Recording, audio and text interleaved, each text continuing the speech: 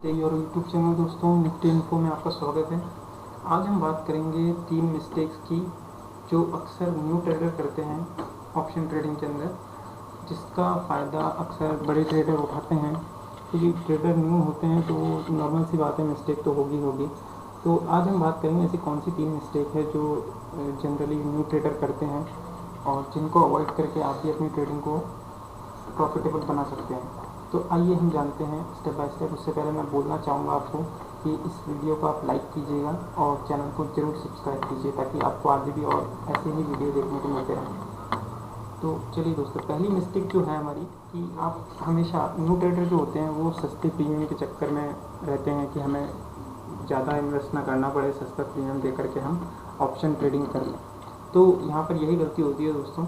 इसमें क्या होता है ना कि आप सस्ते के चक्कर में दूर का स्ट्राइक प्राइस उठा लेते हैं। जैसे मान लीजिए, मैं आपको एग्जांपल के तौर पर बताता हूँ कि अभी मान लीजिए निफ्टी 16,000 पर चल रहा है और आप देखिए कि जैसे जैसे आप यहाँ से दूर जाने की कोशिश करते हैं 16,000 के लेवल से, तो आपको प्रीमियम सस्ता मिलने लगता है।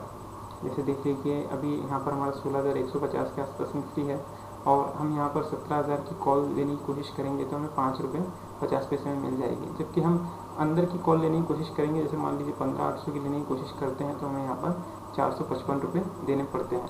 तो दोस्तों, यहाँ पर लोग सस्ते के चक्कर में दूर की कॉल्स उठा लेते हैं और सोचते हैं कि हमें इन्वेस्टमेंट कम करना पड़ेगा तो हमें रिस्क भी कम होगा। पर वो ये नहीं समझ पाते हैं कि इतना बड़ा टारगेट अचीव करना मार्केट के लिए बहुत कम होता है, चांसेस वहाँ पर प्रोबेबिलिटी कम होती है इसके अचीव होने की। तो ये जो प्रीमियम होता है उन्होंने पे किया है वो एक तरह से सेलर की जेब में चला जाता है। अगर ये टारगेट अचीव नहीं होगा तो डेफिनेटली ये जीरो ही होना है। और अगर इन द मनी आप लेते हैं तो वहाँ पर प्रीमियम थोड़ा सा ज़्यादा लगेगा पर आपको गेन के चांस भी रहते हैं। तो आप एट द मनी या फिर इन द मनी की तरफ ही ऑप्शन में ट्रेड लें और ओपीएम की तरफ आप जाएंगे तो आपको वहाँ पर प्रोबेबिलिटी कम ही मिलेगी और सेलर जो ऑप्शन सेल करके ट्रेड करते हैं उन्हें फ़ायदा होता है।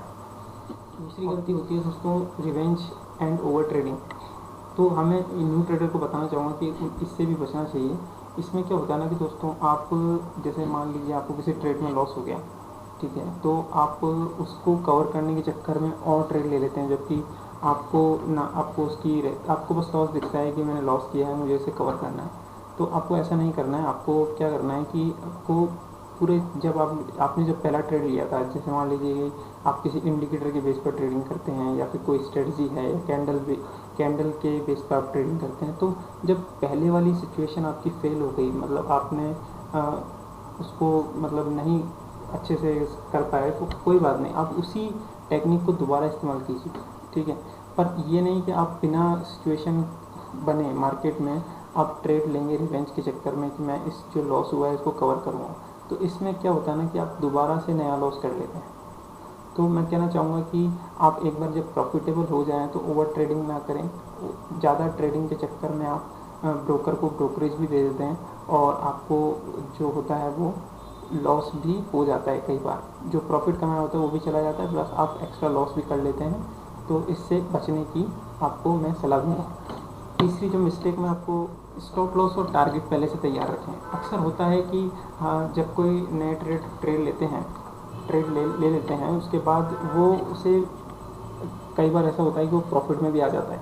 तो आपको पता होना चाहिए, मान लीजिए कि यहाँ पर आपने 16,200 की कॉल ली है 184, तो आपको पता होना चाहिए कि मेरा टारगेट क्या है। आपको ये पता होना चाहिए कि मेरा टारगेट 200 है, 210 है, 220 है। जो भी आपका टारगेट है आपके सामने पहले से डिफाइन होना चाहिए। आप ये नहीं कि जहाँ तक चला जाएगा मैं वहीं पर काट लूँगा, ऐसा नहीं दोस्तों। तो ज़्यादातर चांसेस क्या होते हैं ना कि आपका कोई टारगेट ही नहीं होता, तो मार्केट एक स्पेसिफिक लेवल को या रेजिस्टेंस को छू करके वापस नीचे आ जाता है।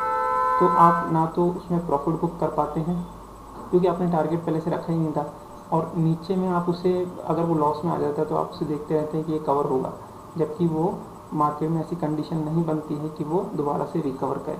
तो आपको नीचे में स्टॉप लॉस भी लगाना होता है और ऊपर में टारगेट भी रखना होता है हमेशा ऑप्शन ट्रेडिंग के अंदर, क्योंकि ऑप्शन ट्रेडिंग बहुत वॉलेटाइल है दोस्तों। तो यहाँ पर आपको ये 3 चीज़ें ध्यान रखनी है। पहले तो आपको कम प्रीमियम के चक्कर में बचना है, ठीक है। कम प्रीमियम के साथ मैं ये भी बताना चाहूँगा कि अक्सर क्या होता है ना कि दोस्तों, जब आप किसी ऐसी चीज़ के पीछे, मान लीजिए मार्केट आज प्लस में है, तो कई ट्रेडर क्या करते हैं ना कि कॉल के डेफिनेटली कॉल के प्रीमियम तो बढ़ जाएंगे, तो यहाँ पर लोग करते हैं कि पुट के प्रीमियम ले लेते हैं, पुट का ऑप्शन लेने की कोशिश करते हैं कि उसके प्रीमियम कम है।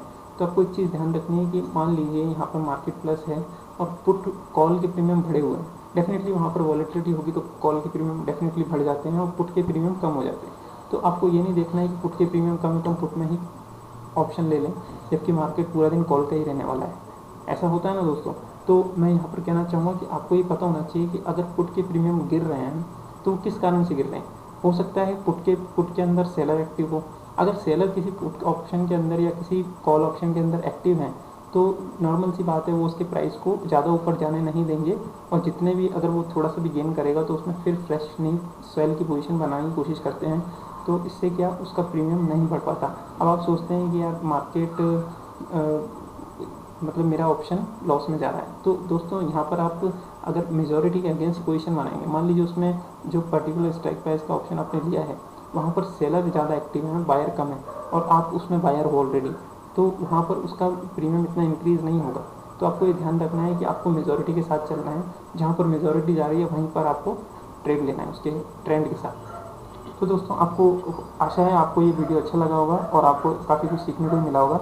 तो मैं एक बार और ब्रीफ में बता देता हूँ कि हमारी 3 मिस्टेक क्या होती है ज़्यादातर जो ट्रेडर करते हैं। पहली मिस्टेक दोस्तों ये है कि सस्ते प्रीमियम के चक्कर में ना पड़ना नहीं चाहिए, और दूसरी जो मिस्टेक हमारी रिवेंज और ओवर ट्रेडिंग से बचना चाहिए। तीसरी जो होती है वो स्टॉप लॉस और टारगेट पहले से तैयार रखना चाहिए।